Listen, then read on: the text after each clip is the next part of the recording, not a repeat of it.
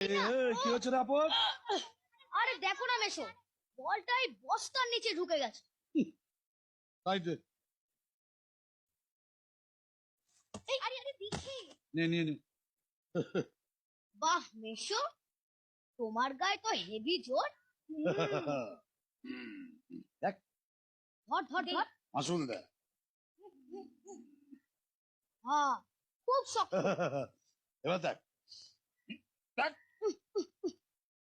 ওরে বাবা, এ তো পুরো আমাদের স্কুলের টেবিলের মতো শক্ত। মার মার মার।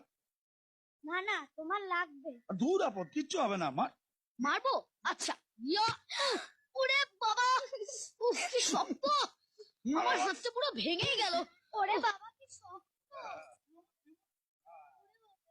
জোরে লাগলো। কি শিবু, তুমিও মারবে নাকি? আরে মারো মারো মারো। পিসু, আরে মারো। পিসু, পিসু প্লিজ এরকম কিছু করো না। আরে কি আপদ, আমি ওকে মারতে গেছি নাকি? আমি তো ওকে মারতে বলছি। না পিসু বুঝা। কিচ্ছু হবে না, চিন্তা করো না। আরে মারো আরে। আরে কি হলো?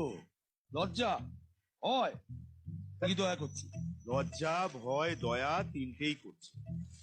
তোমরা শহরের ছেলেরা না মুমির পুতুল। আরে আমি যখন তোমাদের বয়সে ছিলাম তখন ঘুষি মেরে দেয়াল ভাঙ তখন হিট মি।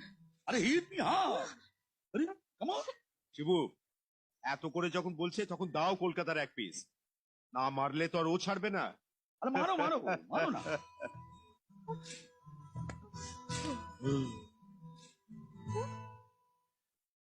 দয়া দেখাবার কি আছে?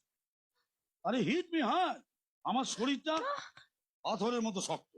আরে হিট কোথায় চল? ওই দেখো ভয় পেয়ে চলে যাচ্ছে। কেমন হিট মি? আরে মারো না। কেমন? আরে কি হলো?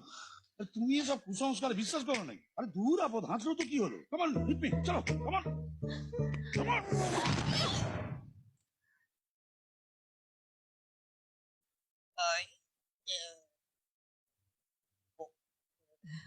ঠিক আছে।